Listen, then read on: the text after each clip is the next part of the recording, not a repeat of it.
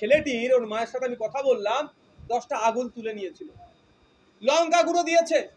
শুধু না তাই নয়, তার যৌনাঙ্গে পুরুষাঙ্গে ওই কি ছুঁচ ঢুকিয়েছে। ওই প্রসঙ্গে আমি বলবো, আমি মুফতি নয়, কথা দিতে পারবো না। যারা এতদিন ধরে যারা আমাদের বিরুদ্ধে বলতো যে পীর সাহেবের ছেলে কেন রাজনীতিতে আসবে, তাদের দলেই একটা উচ্চ পদে বসিয়ে দিয়েছে পীর সাহেবকে। সেই সময় ঠিক জায়গায় ছিলাম কি ছিলাম না, আজকে প্রমাণ করে দিচ্ছে। আপনি যখন রাজনীতির মঞ্চে এসেছিলেন তখন আপনার চাচা ভাইরা বলেছিল যে পীরের ছেলে রাজনীতি করবে কেন, আজ কাশেম সিদ্দিক এসে তাকে প্রশংসা করছে, ঠিক করে যে রাজনীতি দিয়েছে। দেখুন, ব্যাপারটা হচ্ছে আমি সেই পুরাতন দিনের কথা টেনে নিজের পরিবারের প্রতি এই যে মানে নিয়ে আলোচনা, এই বিষয়ে আমি যাওয়ার পক্ষপাতী নয়। আমরা সেই সময় ঠিক জায়গায় ছিলাম কি ছিলাম না, আজকে প্রমাণ করে দিচ্ছে যে আমরা সেই সময় ঠিক ছিলাম। এতটুকুই আমাদের জয়, আরো কিছু নয়। যারা এতদিন ধরে যারা আমাদের বিরুদ্ধে বলতো যে পীর সাহেবের ছেলে কেন রাজনীতিতে আসবে, তাদের দলেই একটা উচ্চ পদে বসিয়ে দিয়েছে পীর সাহেবকে।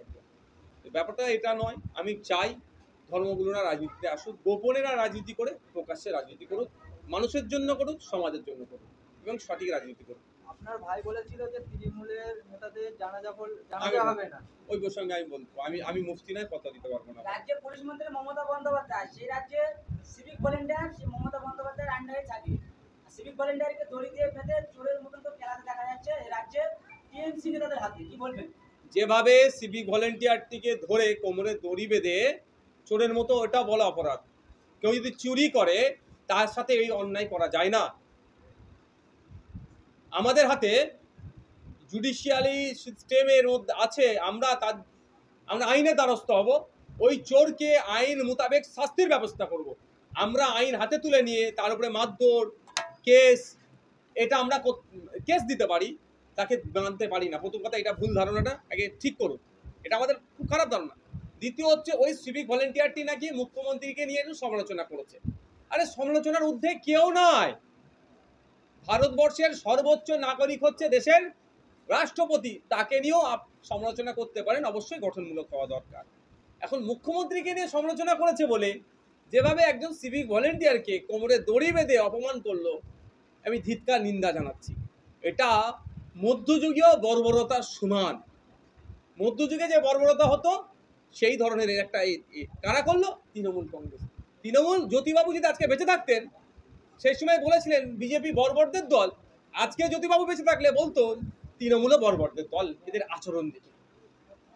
এই যারা এই বর্বরতা করেছে তাদের বিরুদ্ধে কঠোর ব্যবস্থা নিতে হবে পুলিশ মন্ত্রীকে। যদি এই ব্যবস্থা না নেয়, দেখবেন এটা বাড়তে শুরু করবে। তবে এই সাহসটা কোথা থেকে পেল জানেন? ওই অনুব্রত মণ্ডল যেভাবে পুলিশের মাকে, স্ত্রীকে তুলে বাজে কর্দজ ভাষায় আক্রমণ করার পরেও অনুব্রত মণ্ডলকে জেলে ঢুকালো না, তার থেকে সাহস পেয়ে গেল। তাহলে অনুব্রত মণ্ডল যদি পুলিশকে গাল দিয়ে ছাড় পেয়ে যায়, আমি সিভিককে পিটিয়ে ছাড় পেয়ে যাব, এই একটা সাহস পেয়ে গেছে। এই জন্য এই দিন দেখতে হচ্ছে। এখন সমগ্র সিভিক নয়, রাজ্য প্রশাসন কি রিয়াকশন দেয় সেটা দেখার বিষয়। দুর্ভাগ্য আমাদের, কোনো ডক্টরকে যদি আক্রমণ করে, civil society and doctor society protest করে। কোনো টিচারকে আক্রমণ করলে টিচার এবং সিভিল সোসাইটি একসাথে মিলে প্রোটেস্ট করে। কিন্তু দেখুন, একটা পুলিশকে আক্রমণ করছে, না পুলিশ প্রোটেস্ট করছে না পাবলিক প্রোটেস্ট করছে। তাহলে পুলিশ সামাজিকভাবে কতটা চ্যুত হয়েছে, এটা পুলিশকেও ভাবা দরকার। তাদের অবস্থান কোন জায়গায় গিয়েছে? তৃণমূলের চাটুকারিতা করতে করতে, অল্প সংখ্যক পুলিশের সাথে পুলিশ চাটুকারিতা করতে করতে সমগ্র পুলিশ আজকে বদনামের সম্মুখীন হচ্ছে। তাই সময় এসেছে পুলিশের সুনাম ফিরিয়ে নিয়ে আসা। আমি আবারও বলবো, অনুব্রত মণ্ডলকে গ্রেফতার করা দরকার। আর এই সিভিক ভলেন্টিয়ারদের সাথে যারা এই অন্যায়টা করেছে, তাদের প্রত্যেককে গ্রেফতার করা দরকার। যারা এই ভিডিও বানাচ্ছিল, ওই সমস্ত অপদার্থগুলোকেও ধরে জেলের মধ্যে রাখা দরকার। যে রাজ্যে পুলিশ মন্ত্রী মমতা বন্দ্যোপাধ্যায়, সেই রাজ্যে আইন শৃঙ্খলা নিয়ে বারংবার প্রশ্ন থেকে যায়। আবারও ভাঙড় বিধানসভাতে এক যুবককে পিটিয়ে খুন করা হলো এবং পুড়িয়ে ফেলা হলো। তারপরেও পুলিশকে যখন জানানো হয়, পুলিশ ছেড়ে দিচ্ছে, এমন অভিযোগ করছে সেই বাড়ির লোক বা তারা ছেলের মা, এমনটাই দাবি জানিয়েছি। ভাঙড় বিধানসভা নয়,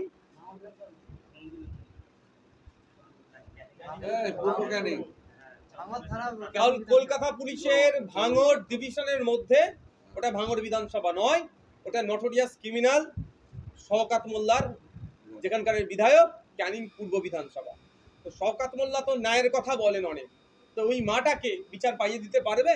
ঠিক পারবে না। কারণ যারা এই ঘৃণ্যত অন্যায় কাজের সাথে শুধু পুড়িয়ে, ছেলেটির ওর মায়ের সাথে আমি কথা বললাম, 10টা আগুন তুলে নিয়েছিল, লঙ্কা গুঁড়ো দিয়েছে, শুধু না তাই নয়, তার যৌনাঙ্গে পুরুষাঙ্গে ওই কি ছুঁচ ঢুকিয়েছে। যখন পানি খাবো বলে ডাকছিল, বলছিল, তখন বোতল সমেত গালের মধ্যে ভরে দিয়েছে, মুখটা বন্ধ করে। কে, কার আমলে হচ্ছে? তৃণমূলের আমলে। কে ক্ষতিগ্রস্ত হচ্ছে? একটা মুসলমান। আর ওয়েস্ট বেঙ্গল মাইনরিটি কমিশন কি ঘুমাচ্ছে? মমতা ব্যানার্জি মুসলমানদের জন্য অনেক গল্প শোনাচ্ছে। কি করছে? এখন পর্যন্ত 6 জনের নামে অভিযোগ করেছে। ওনার মা ন্যায়ের পথে আছে, আমি কথা দিয়েছি, আমি অ্যাডভোকেট দেবো, প্রয়োজনে আইনি লড়াই হবে, হাইকোর্টে প্রয়োজনে যাবে। বাকি 5 জন কেন এখনো ছাড় আছে? যাকে অ্যারেস্ট করেছে সে তৃণমূলের নেতা একজন, সব তৃণমূলের সাথে জড়িয়ে আছে। শুনলাম তার মায়ের কথা, শুনলাম এখন এসে বলে গিয়েছে কিছুক্ষণ আগে যে 12 লক্ষ টাকা দিয়ে নাকি মিটমাট করতে বলেছিল। একটা ছেলের 12 লক্ষ টাকা জীবনের দাম, টাকা দিয়ে একটা জীবন পাওয়া যায়? শুধু তাই নয়, আমি আর একটা প্যাথেটিক ঘটনা শুনুন। যখন ওই ছেলেটিকে মারা হয়, তার স্ত্রী তখন প্রেগনেন্ট ছিল। গত বুধবারে তার একটা ফুটফুটে সন্তান হয়েছে। সেই সন্তানটা বেরিয়ে তার পিতাকে দেখতে পেল না। এই পশ্চিমবাংলা, এখানে নাকি মুসলমানরা সুরক্ষিত। এরা কথায় কথায় উত্তরপ্রদেশের উদাহরণ দেয়, মহারাষ্ট্রের উদাহরণ দেয়, আর পশ্চিমবাংলায় মুসলমানরা কিভাবে আক্রান্ত হচ্ছে। পশ্চিমবাংলাটা দারুণ খেলা খেলে। উত্তরপ্রদেশে মুসলমানরা মার খায় নন মুসলিমদের হাত দিয়ে, আর আমাদের পশ্চিমবাংলায় মুসলমানদেরকে খুন করছে মুসলমানদের দিয়ে। মানে আরো এক ঘাট এগিয়ে আমাদের পশ্চিমবাংলা সরকার। আরে পশ্চিমবাংলা বা উত্তরপ্রদেশের সাথে সমান তালে চলছে। উত্তরপ্রদেশে ওয়াকফ নিয়ে আন্দোলন করলে 1 লক্ষ টাকা 1.5 লক্ষ টাকা জরিমানা হচ্ছে, আর পশ্চিমবাংলায় ওয়াকফ নিয়ে আন্দোলন করলে মিথ্যা জেলে মামলা দিয়ে রাখছে। আমাদের রাহুলকে মিথ্যা মামলা, যে রাহুল ওই দিনকে সকাল থেকে সন্ধ্যা পর্যন্ত শান্তি কিভাবে এলাকায় তাকে চেষ্টা করেছে, তার নামে মিথ্যা মামলা দিয়েছে। আমাদের 25-30 নয় 40 জনের অধিক ছেলের নামকে অ্যারেস্ট করেছিল, জামিন করেছে, আর 2-3 জন বাকি আছে, তাদেরকেও মালা পরিয়ে বাড়ি পাঠাবো। আমাদের 3000 মুসলিম ছেলের নামে মামলা দিয়েছে, আমার নামে ওই দিন 5টা মামলা দিয়েছে। আর উত্তরপ্রদেশে 1 লাখ 1.5 লাখ টাকা জরিমানা হয়েছে ওয়াকফ নিয়ে আন্দোলন করলে, আর আমাদের রাজ্যে মুসলিম ছেলেদের নামে 3000 ছেলের নামে মামলা দিয়েছে। আর উত্তরপ্রদেশ আর পশ্চিমবাংলা তাহলে কে আগিয়ে আছে কে পিছিয়ে আছে আপনারাই বলুন। মুসলিম সমাজের মানুষ যারা ভাবছেন মমতা ব্যানার্জি মুসলমানদের বাঁচাবে, সেই মমতা ব্যানার্জি মুসলমান 3000 ছেলের নামে মামলা দিয়েছে। সেই মমতা ব্যানার্জির দলের লোক একটা মুসলিম ছেলেকে যৌনাঙ্গে আপনার কি বলে সুই ঢুকিয়ে খুন করেছে, পুড়িয়েছে, এই অভিযোগ আছে। ভাঙড়ের পুলিশ প্রশাসনকে নিয়ে একেবারে বারংবার ক্ষোভ উঠে তুলছে সাধারণ মানুষরা। এই সর্বপ্রথম দেখা গেল ভাঙড় বিধানসভাতে 7টি থানা করা হলো। এখন পর্যন্ত অনেক থানাতে অফিসার ভালো করে দিয়েছে, আর এই ভাঙড় বিধানসভাতে 7টি থানা, তারপরেও পুলিশ প্রশাসন সেভাবে নিরাপত্তা দিতে পারছে না সাধারণ মানুষকে। কি দাবি জানাবেন ভাঙড়ের বিধায়ক হিসেবে? আমি সর্বপ্রথম দাবি তো আমি বিধানসভার মধ্যেও বলেছি, বাইরেও বলছি, যে আমরা চাই প্রত্যেকটা মানুষ নির্বিঘ্নে জীবনযাপন করুক, পুলিশের যেটা দায়িত্ব পুলিশ সেটা পালন করুক। দুর্ভাগ্য আমাদের পশ্চিমবাংলায় যে পুলিশের দরকার, ইউনাইটেড নেশন লক্ষ পিছু যে পুলিশের কথা বলেছে, 1 লাখ মানুষ থাকলে এত পুলিশ দরকার, কিন্তু আমাদের পশ্চিমবাংলা তার অ্যাভারেজে অনেক কম। থানা বেরিয়ে দিচ্ছেন উনি, কিন্তু পুলিশের সংখ্যা বাড়াচ্ছে না, ফলে অফিসার কম হয়ে যাচ্ছে, তাদের ডিউটির চাপ হচ্ছে। আমরা অফিসারদের কথাও ভেবে যে বেশি করে পুলিশ নিয়োগ করা হোক, অফিসার বেশি করে নিয়োগ করা হোক, তার যেমন দাবি করছি, সাথে সাথে সেই অফিসারগুলো নিরপেক্ষতা বজায় রেখে কাজ করুক। যদি না নিরপেক্ষতা বজায় রেখে কাজ করে, পাবলিককে কিছু বলতে হবে না। এই তৃণমূলের নেতাদের দ্বারাই বাপকেও ছাড়ে না। তো দেখুন আমাদের উপরে অত্যাচার করছে, অনুব্রত মণ্ডল ওর মাকে নিয়ে গাল দিচ্ছে। মানে এত বড় অসভ্য। ওনার স্ত্রীকে কোনো একটা কারণে হয়তো হয় না যে ফ্যামিলি নিয়ে ঘুরতে গিয়েছে এক নেতার কাছে, মানে এত বড় অসভ্য। স্ত্রীর প্রতি কুনজর ছিল, বলছে কি তোর বউটা তো অনেক সুন্দর ছিল। মানে ভাবতে পারছেন কত বড় অসভ্য। সেই কথাটা আমাদের শুনতে হচ্ছে, কারণ এই আজকে এই পুলিশের নিরপেক্ষতার অভাবের জন্য। তাই আমি আশা করব পুলিশ বন্ধুরা নিরপেক্ষতা বজায় রেখে কাজ করবে। আর ভাঙড়ের নয়, সারা রাজ্যের মানুষের জন্য আমি সবসময় করি, পুলিশ আমাদের সামাজিক বন্ধু, সেটা যেন না পুলিশ ভুলে যায়। লাস্ট প্রশ্ন, শওকত মোল্লা কিছুদিন আগে এই নারায়ণপুর অঞ্চলে বালিঘাটে দাঁড়িয়ে বলেছে নওশাদকে ভাঙড় বিধানসভায় 26-এ হারাবো, 26-এ না হারাতে পারলে উনি পার্টি ছেড়ে দেবেন।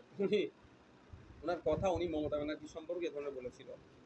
মমতা ব্যানার্জিকে অনেক কুৎসা করা ছিল, এখন মমতা ব্যানার্জি পায়ের নিচে বসে থাকে। 2026-এ তৃণমূল দলটা থাকবে কি থাকবে না, এটা নিয়ে শওকত সাহেবকে ভাবা দরকার। 2026-এ সরকার সাহেব কোথা থাকবে এটা নিয়ে ভাবা দরকার। যে ধরনের স্ক্যাম করে বসে আছে, আমার তো মনে হয় তিহার জেলে হয়তো ভাত খেতে হতে পারে। Thank you.